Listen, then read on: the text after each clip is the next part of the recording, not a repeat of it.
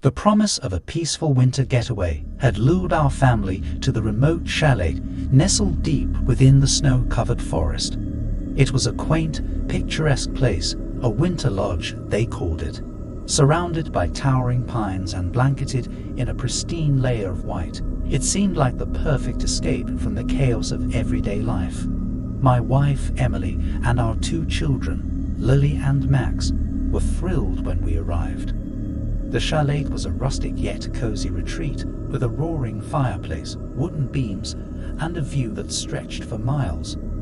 The crisp mountain air and the anticipation of a holiday filled our hearts with joy. But as the days passed, a lingering unease settled in. It started subtly, with strange noises in the night, a creaking floorboard, a distant whisper, a fleeting shadow in the corner of my eye.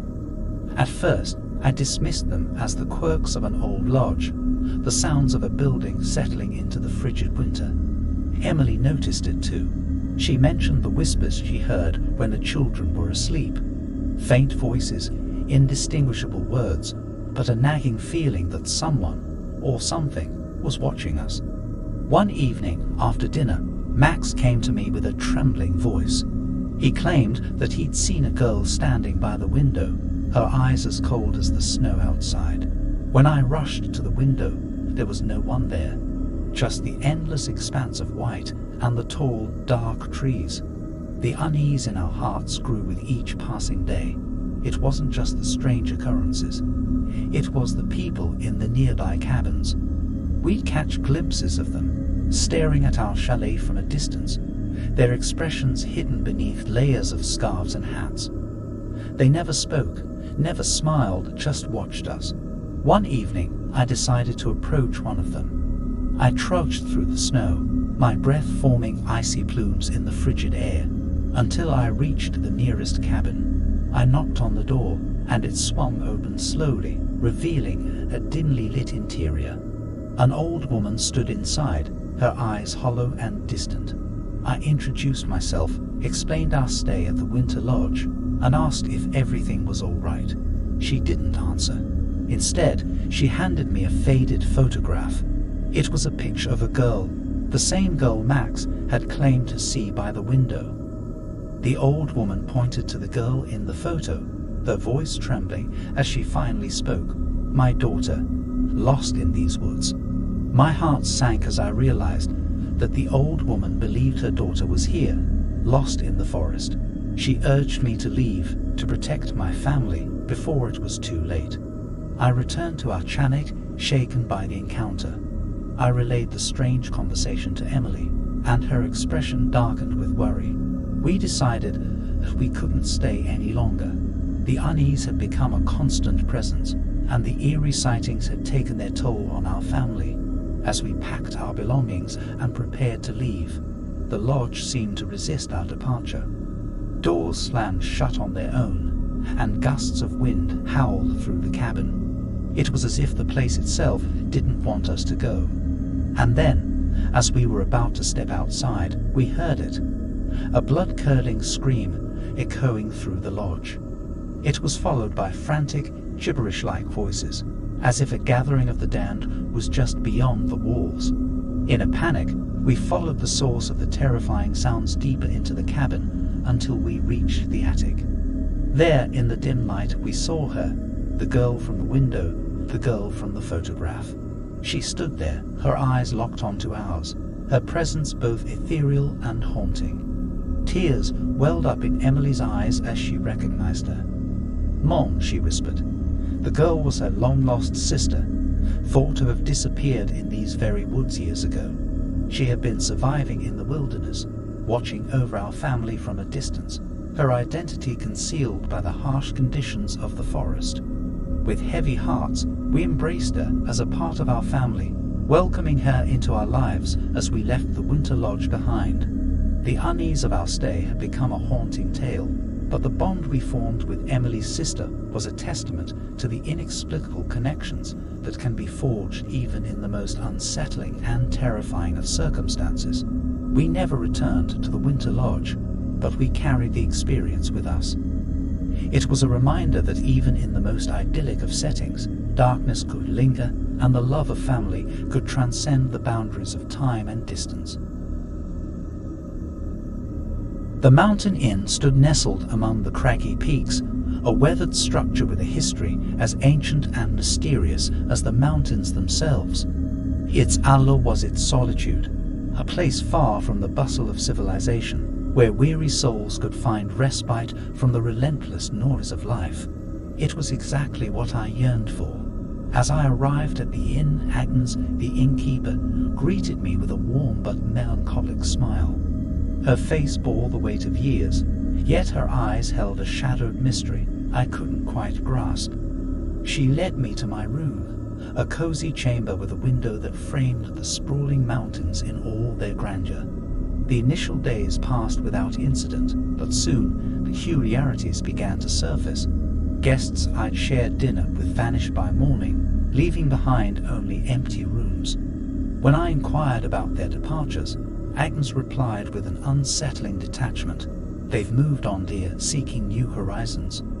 The unease in my heart grew with each disappearance, and the once bustling inn began to feel desolate. The dining hall, once filled with laughter and conversation, now echoed with emptiness. It was as if the inn itself absorbed the presence of the departed. Strange occurrences escalated. Whispers filled the hallways at night, like the hushed voices of the restless dead. The wind outside carried eerie chants that seeped into my dreams. Shadows danced on the walls, and an ever-present sensation of being watched haunted my every step. One fateful evening, driven by a combination of curiosity and mounting fear, I decided to investigate. The whispers led me to a hidden door concealed behind an ancient tapestry in the inn's dimly lit corridor. It opened into a labyrinthine network of tunnels beneath the inn, tunnels that seemed to snake like veins through the very heart of the mountain. As I navigated the winding passages, I stumbled upon a chamber that chilled my very soul, an eerie repository of old photographs, each depicting a guest who had stayed at the inn. Their faces bore a collective melancholy, a shared secret that gnawed at the edges of my sanity. Every one of them had disappeared. Before I could react, Agnes materialized in the dim light, her eyes void of warmth. She spoke in a haunting whisper, revealing the sinister truth that had lurked behind the inn's charming facade. The Mountain Inn was not merely a sanctuary for travelers. It was a prison for their souls, an insidious entity bound to the inn for centuries, feasted on the essence of those who had lost their way in life. The disappearing guests had become one with the mountain. I was paralyzed with fear as Agnes explained that the entity was relentless, a force that would never release its grip on those ensnared by the inn. And as more guests vanished, I realized that my own fate was sealed unless I acted. Desperation and terror drove me to flee deeper into the tunnels. But the entity was close, its presence like a suffocating cloak. It whispered promises of eternal solitude, of merging with the mountain itself, but I resisted with every ounce of my will. In my frantic escape, I stumbled upon another chamber, filled with relics from ages past, ancient journals, letters, and photographs, each bearing witness to the inn's dark history. Generations of innkeepers, like Agnes, had grappled with the same malevolent force, a curse that refused to be vanquished. With the entity closing in, I made a desperate decision. I ignited the room, setting the ancient manuscripts ablaze. Flames roared to life, consuming the secrets and histories that had bound the inn to its malevolence. The entity wailed in anguish, its presence dissipating into the smoke and ash.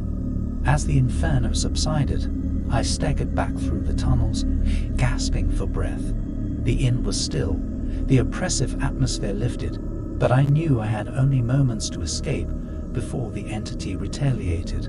That's when Agnes appeared one last time, her eyes now reflecting a deep sadness.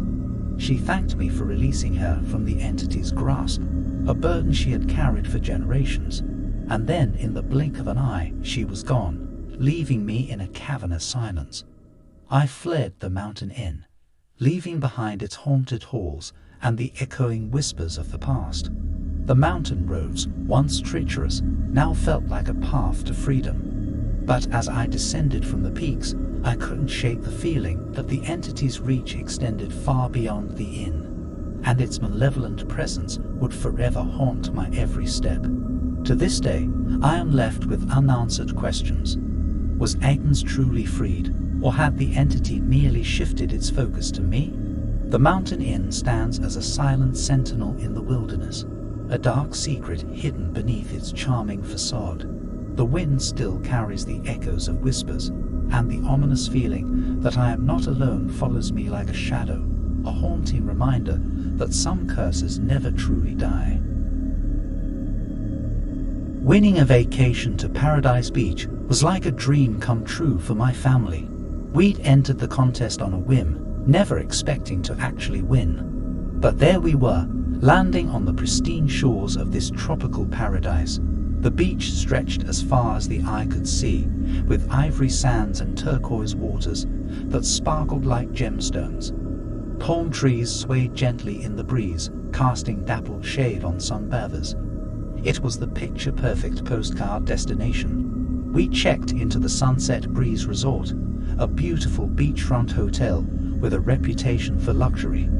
The staff greeted us with warm smiles and cool coconut drinks. I couldn't help but think that this was the beginning of a magical vacation. The first few days were pure bliss. We lounged on the beach, swam in the crystal-clear waters, and indulged in delectable seafood at the resort's restaurant.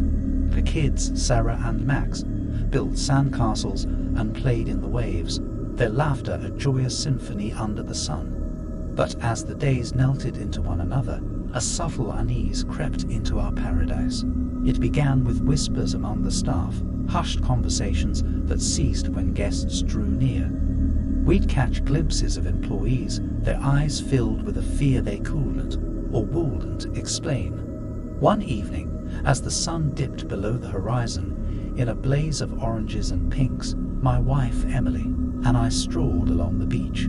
I couldn't shake the feeling that we were being watched, and it wasn't just the usual tourist curiosity. I struck up a conversation with a bartender named Carlos. He was friendly but guarded, and as I asked about the island's history, he hesitated before speaking. He told me about a legend, whispers of a vengeful spirit, a guardian of the island, said to protect it from outsiders. I laughed it off as a mere story, but the look in Carlos' eyes told me he believed it. As the days passed, strange occurrences multiplied. We'd wake up to find our belongings rearranged, as if someone had been in our room while we slept. Our children spoke of a mysterious friend named Isabella, a girl they claimed to have met on the beach. They said she lived in the trees, her laughter dancing on the wind. One evening, Emily and I decided to investigate the legend further. We ventured into the nearby village, where locals spoke of the guardian spirit in hushed tones. They told of strange happenings and visitors who had disappeared, never to be seen again. Their fear was palpable, and their warnings were impossible to ignore. As night fell, we returned to the resort, our footsteps echoing in the dimly lit corridors. Emily's face was etched with worry as she clutched the necklace she bought from a street vendor. The pendant was adorned with an intricate symbol that matched the one etched into the bark of the island's ancient trees. The final night arrived, and a sense of foreboding hung heavy in the air. We heard whispers on the wind, voices carried by the waves.